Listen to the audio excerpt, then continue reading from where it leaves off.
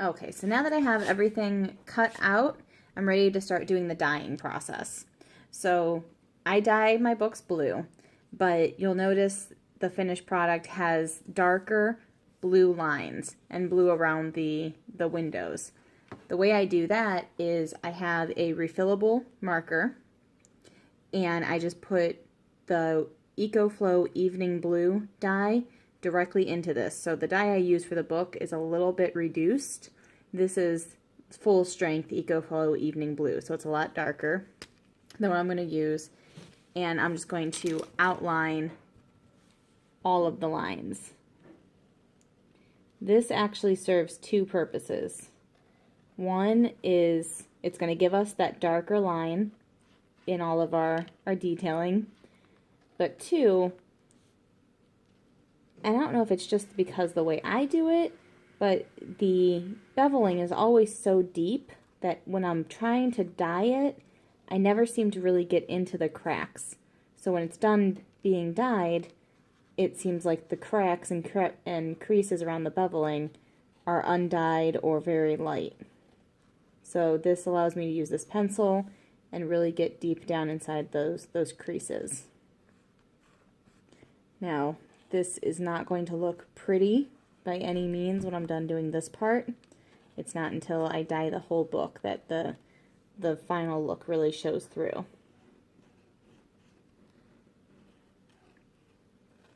And I'm going to do every single line like this, really making sure to angle the pen into the creases to get all of the marks, going over it several times to really make sure it's nice and dark, because if I just do it once, as you'll see, it's not as dark at all, so I really got to go over a couple times.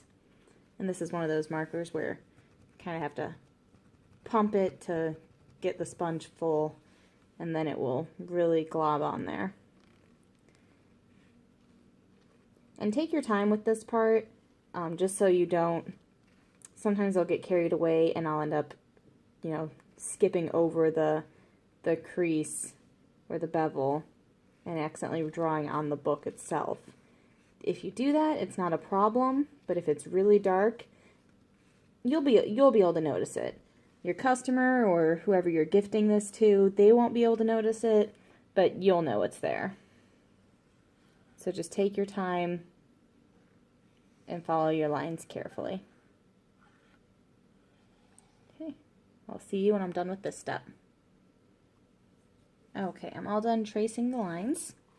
You'll see that I did not take my own advice, and I wasn't completely paying attention here and here. Luckily, though, those are pretty light spots in the dye, so when we dye over, I'm pretty sure that those will be hidden pretty well. Another thing is you'll notice that it's not perfectly consistent. So, for example, this one has pretty straight lines, whereas here it's wavy, it's thick, they're kind of all over the place.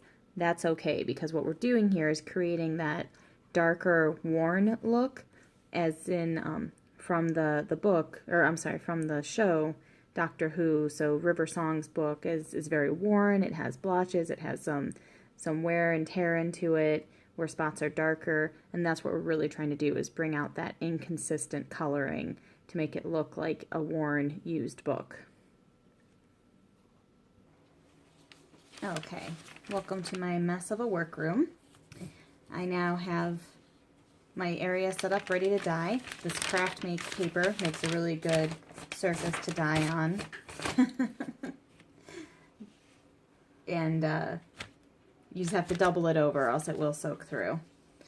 I'm using the EcoFlow Evening Blue color, which I have watered down a little bit so it's not as dark. That way the base coat does shine through.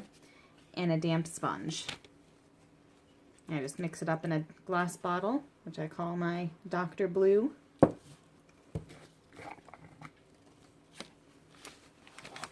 going to start with the back side first. And I just have a little spray bottle of water just to give it just a little bit of dampness, because when you put the dye onto completely dry leather, it just soaks in and leaves a big spot. The water is going to help it spread out a little bit more and kind of wick through the leather.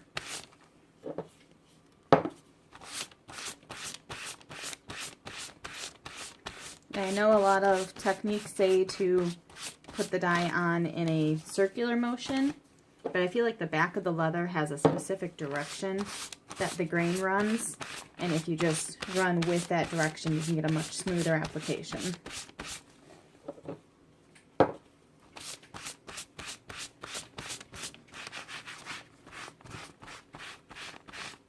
I'm not too worried about the back side. I like to get a good coat, but I don't want to soak it because I don't want it to get too wet. The wetter your leather gets, the stiffer it's going to be when it dries. So I do the back, and then just kind of take what I have on the sponge and run it on the edges. And I also just use a regular kitchen sponge. I know there's a ton of different sponges that you can buy that are specific to dyeing leather, but these regular kitchen sponges, just at the dollar store for a 2-pack for $1, they work just fine. Okay, so my edges are nice and dyed, and now the front. I'm going to do just a little bit of water on the front, but not as much as the back.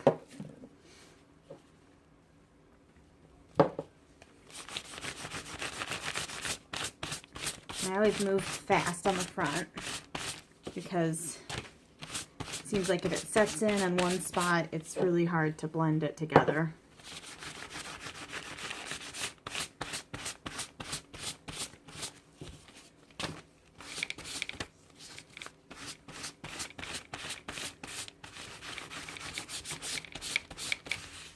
I always make sure I get the edges nice because those always seem to get missed, and it's always lighter on the edges than it is in the center. Okay.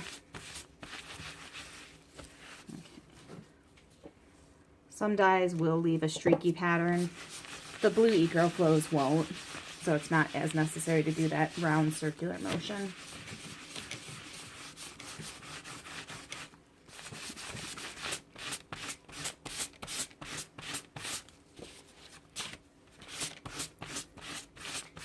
At the point where in certain light it almost has a violet color to it, that's where I want to stop, because it's not going to dry to that color, but it'll dry to what I need it to dry to.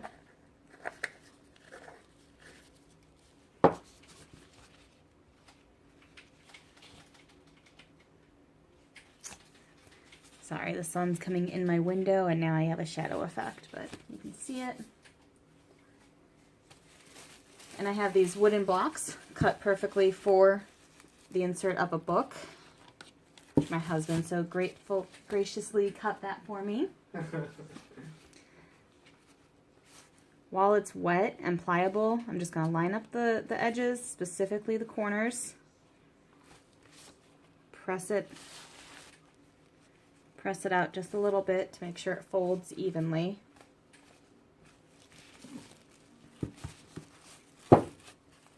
Then use the book to form it.